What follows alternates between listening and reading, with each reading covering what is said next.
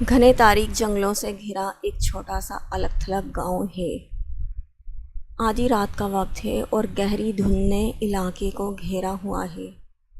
खौफनाक खामोशी ने हर चीज़ को ढांप दिया है। मारिया को गायब हुए 100 साल हो चुके हैं, लेकिन उसकी रूह अब भी इस घने जंगल में घूम रही है, इंसाफ की तलाश में।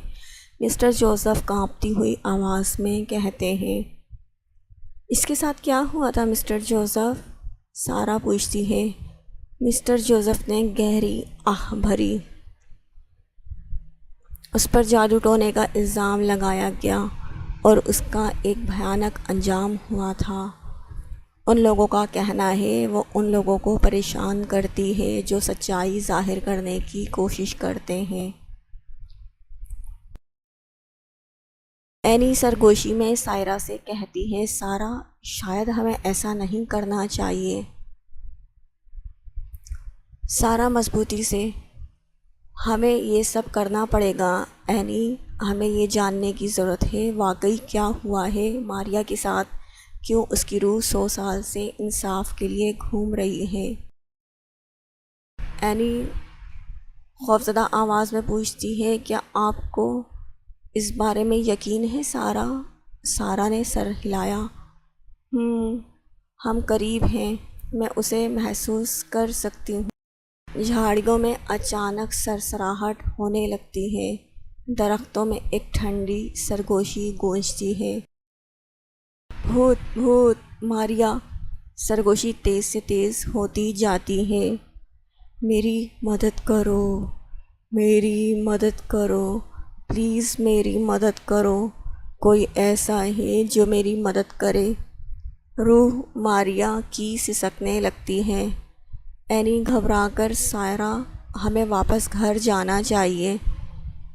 सारा वहीं रुक जाती है। नहीं, हमें आवाज़ की पैरवी करने की ज़रूरत है और देखना चाहिए कि मारिया की रूह हमसे क्या कहना चाहती है। भला हम कैसे उसकी मदद कर सकते हैं। एनी कहती है, देखो मेरी बात सुनो, हम आम से इंसान हैं और वो एक रूह है, हम उसकी मदद कैसे कर सकते हैं? कहीं हम किसी मुसीबत में ना फंस जाएं। चलो वापस चलो। नहीं, अब ऐसा मुमकिन नहीं, सारा जवाब देती है। वो आगे बढ़ते ही आगे उन्हें एक पुराना कब्रिस्तान नज़र आता है जो अंधेरे में बहुत डरावना मंजर पेश कर रहा होता है। कब्रिस्तान में उन्हें सिसकियों की आवाज़ आती है। एनी, ये किसकी इतनी दर्दनाक सिसकियों की आवाज़ है? पता नहीं सारा, मुझे तो सच में बहुत डर लग रहा है। तुम डरो नहीं, मैं तुम्हारे साथ हूँ। वो एक बहुत पुरानी कब्र के सामने से गुजर रही थी कि उन्हें तेज़ सिसकियों की आवाज़ महसूस हुई। इस कब्र से लगता है आवाज़ आ रही है। सिसकियों की आवाज़ अभी भी आ रही है। मारिया, क्या बात है, यहाँ हो तुम? मारिया, क्या तुम यहाँ हो? सारा आवाज़ लगा के पूछती है। तेज़ ठंडी हवा चल रही है जिसमें सिसकियों की मध्यम आवाज़ आ रही है। कोई जवाब नहीं मिलता। सारा दोबारा आहिस्तगी से पूछती है, मारिया, क्या तुम यहाँ हो? एक भूत फटे हुए कपड़ों में रूह ज़ाहिर होती है जिसके सर पर सिर्फ खोपड़ी है, सिर्फ हड्डियाँ, आंखें अंदर धंसी हुई हैं। भूत भूत, एनी डर के चीखती है। सारा, चुप रहो। एनी, मुझे बहुत बात करने दो मारिया से। मारिया, तुम कैसी मदद चाहती हो और तुम्हारी सिसकियों की आवाज़ें क्यों सुनाई देती हैं?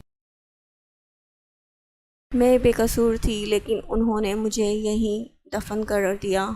मैं मर गई, लेकिन मेरी रूह सिसक रही है और 100 साल से इंसाफ के लिए भटक रही है। मैं अपने गुनहगारों से इंसाफ चाहती हूँ और मेरी रूह भी तभी शांत होगी। आप हमसे क्या चाहती हैं? एनी पूछती है। मारिया एक कब्र की तरफ इशारा करती है। मेरी बेगुनाही सब पे ज़ाहिर करो और सच को तलाश करो। कब्र के पत्थर के करीब घुटने टेकती है सारा और कब्र की तख्ती को साफ़ करती है। इसमें लिखा है, मारिया, मुझ पर गलत इल्ज़ाम लगाया गया है, मुझ पर जुल्म हुआ है। सरगोशी गूंजती है। وہ بے قصور تھی، ہمیں اس کو انصاف دلانا ہوگا اور اس کی روح کو شانت کرنا ہوگا۔ سارہ کہتی ہے ماریا شکریہ، میں تمہارا احسان کبھی نہیں بھولوں گی۔ سرگوشی گونجتی ہے۔ رات کا منظر ہے، گاؤں کے چوک پہ سب جمع ہیں۔ سارہ اور اینی گاؤں کے چوک پہ کھڑے ہیں، گاؤں والوں کو ایک جگہ اکٹھا کرتے ہیں۔ مسٹر جوزف بھی وہیں موجود ہیں۔ ہم آپ گاؤں والوں کو یہ بتانا چاہتے ہیں کہ ماریا بے قصور تھی، اس پر الزام لگایا گیا تھا۔ گاؤں والوں کی ایک غلطی کی وجہ سے اس کی روح 100 سال سے شانت نہیں ہے، اس کی روح انصاف کے لیے بھٹک رہی ہے۔ ماریا معصوم تھی۔ سارہ زور سے چلاتے ہوئے سب گاؤں والوں کو سچائی بتاتی ہے۔ مسٹر جوزف سنجیدگی سے سر ہلاتے ہیں۔ ہمیں اصلاح کرنی چاہیے، ہم سے ایک بے گناہ کے ساتھ ناانصافی ہوئی ہے، اور گاؤں والوں نے صرف ایک شک کی بنیاد پر کہ ماریا جادو ٹونا کرتی ہے اور گاؤں والوں کو نقصان پہنچاتی ہے، اسے زندہ قبر میں دفنا دیا، اور آپ سب کی غلطی سے اس کی روح آج بھی انصاف کے لیے بھٹک رہی ہے۔ ہم اسے زندہ تو نہیں کر سکتے، مگر اپنی غلطی مان کے اسے بے گناہ ثابت کر سکتے ہیں، روح کو سکون ملے اور اس کی روح شانت ہو۔ سب گاؤں والے سر ہلاتے ہیں۔ ہاں ہاں، ہم سے غلطی ہوئی، محض ایک شک کی بنیاد پر اسے ہمیں ایسی سزا نہیں دینا چاہیے تھی، اسے اپنی صفائی میں بولنے کا موقع ضرور دینا چاہیے تھا، مگر اب ہم کیا کر سکتے ہیں، وہ اب ہمارے بیچ میں موجود نہیں۔ سب گاؤں والے شرمندہ ہوتے ہیں۔ سارہ اور اینی ابھی رات کو جنگل میں چل رہی ہیں۔ صبح کی پہلی روشنی کے ہوتے ہی دھند ہلکی سی اڑ رہی ہے۔ آپ کو کیا لگتا ہے کہ وہ اب سکون سے رہے گی؟ اینی پوچھتی ہے۔ سارہ ہلکا سا مسکراتی ہے۔ مجھے لگتا ہے ہم نے اسے وہ دیا ہے جس کی اسے ضرورت تھی۔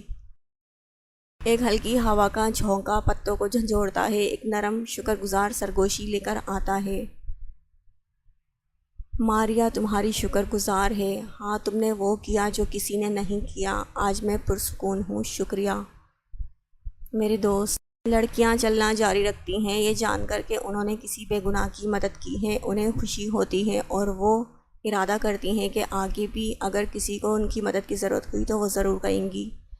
Thanks for watching. پلیز اگر آپ نیو ہیں تو سبسکرائب ضرور کر دیجیے اور ویڈیو کو لائک کر دیجیے۔